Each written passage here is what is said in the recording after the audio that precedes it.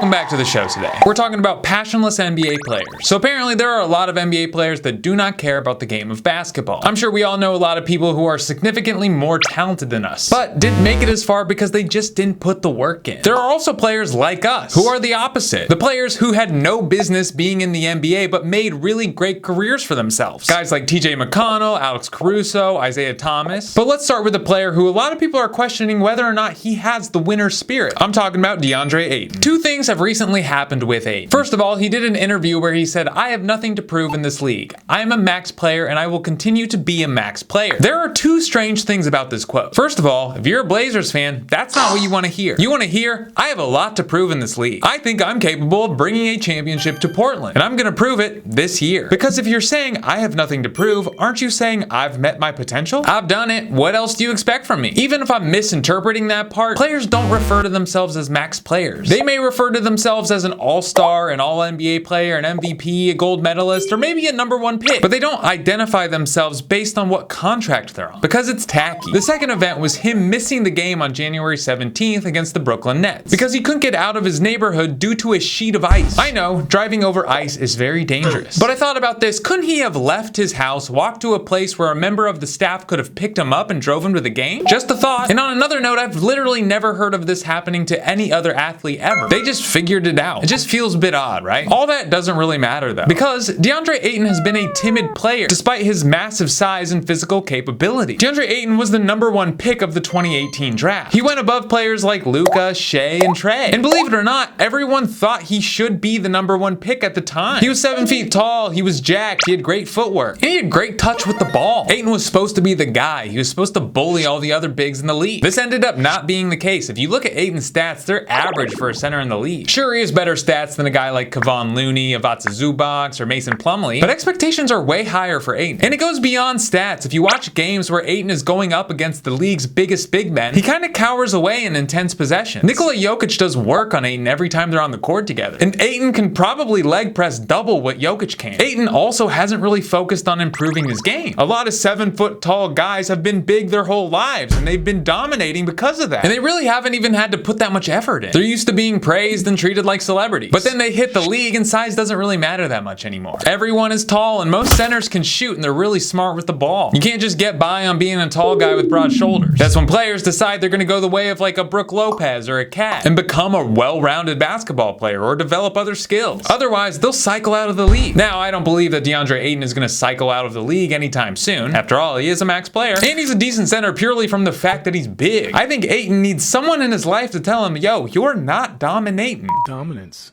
I bring dominance. My name is Dominating. He needs to come to terms with the fact that he's not playing to his potential. There's a reason Monty Williams benched him in place of Jock Landale in the playoffs against the Nuggets last year. Jock Landale was in the same draft class as Ayton. He was undrafted. Landale played like he had something to prove. Ayton played like he was owed something. Ayton has got to hit rock bottom. Something needs to click with him. He needs to realize he's got to step up and take control of games because he can. So over the last few years, I've heard a couple different players mention that players come into the league and they don't really care about the game. Here's James Harden. Don't really love basketball. They just do it just because they can jump high or shoot the ball very well or tall.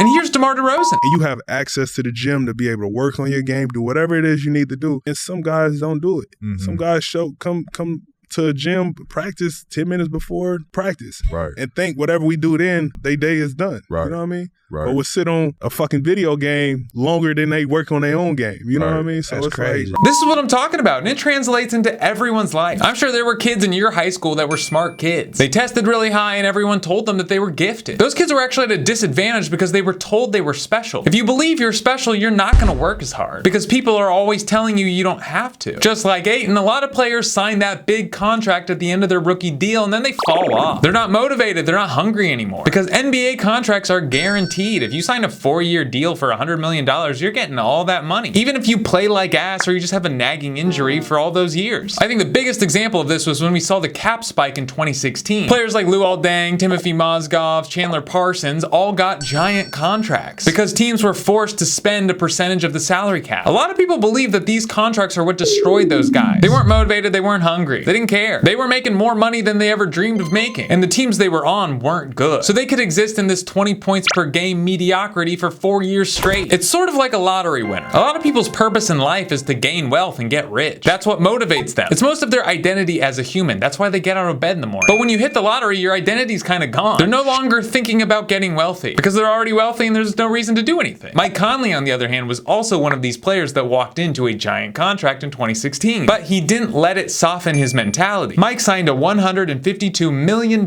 deal with the Memphis Grizzlies. He was the highest paid player in the NBA. Now, Conley is in the 3rd year after that giant contract. The dude's still making $24 million a year at the age of 36. He's a starting point guard on one of the best teams in the NBA right now. He did not let that giant contract inflate his ego. He knew even though he was the highest paid player in the NBA, he was not the best player in the NBA. He just knew he happened to be at the right place at the right time. He was grateful for the cash, but he didn't let it change his mission and his purpose. One player that had the choice of taking valid criticism and changing, or becoming defensive and indignant, was Joel Embiid. In 2019, Shaq and Chuck were very critical of Embiid, saying he was not meeting his potential. Saying that if you want to be a good player, go out and get 22 points a game. But if you want to be a great player, take over the game and get 28 to 30. Shaq was especially disappointed in Embiid. Here on the other end, he's not playing with force. He's looking for the foul. He has a little band-aid on his little hand. He wants the ref to call it foul like a little baby, and then you let this guy score on you. A little harsh. In that clip that Shaq was showing, Embiid looks like a completely different player than he does now. It reminds me of that scene in Space Jam when the Monstars take all the NBA players' talent, and then they suck. A few nights later, though, Embiid went off for 38 points, and here's what he had to say after the game to his critics.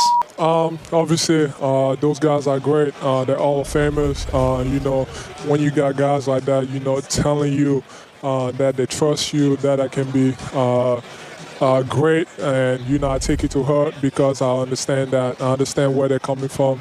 I know I have that potential, but I haven't shown that, especially this season. So I just took it, and you know, I just wanted to come out and, you know, be better.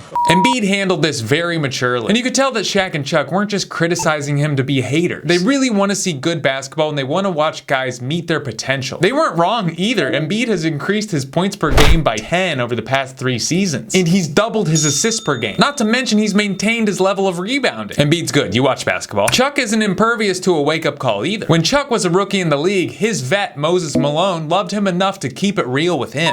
Moses, can I come see you later? And he said, yeah, young fella, you can come see me. I said, Moses, why am I not getting to play? He says, young fella, you fat and you lazy. I'm like, what? He said, you fat and you lazy. And he said, Charles, you're fat and you can't work hard. You can't play basketball in the NBA at 290, 300, 295, 300 pounds. So this guy who's already one of all-time greats says, I'll meet you every morning. I'll meet you every night. And he made me lose. He said, let's lose 10 pounds. So I get to 290.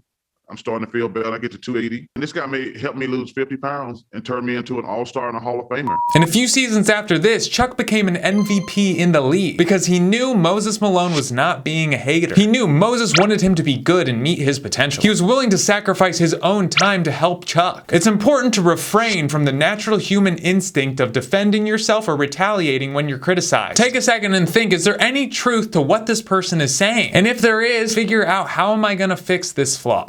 All right, thank you for being here. If you know of another player that isn't meeting their potential or didn't, I know a lot of people talk about Vince Carter. I was going to talk about Zion, but I think he loves the game. He's just addicted to food. I think he has a lack of self-control, which feels like a different thing, and maybe I'll talk about it on another video. I always reply, so let me know. Like the video if you liked it. If you didn't like the video, you can dislike it. I don't care. I think it does all the same stuff. So be good to your mom. Eat a corn dog.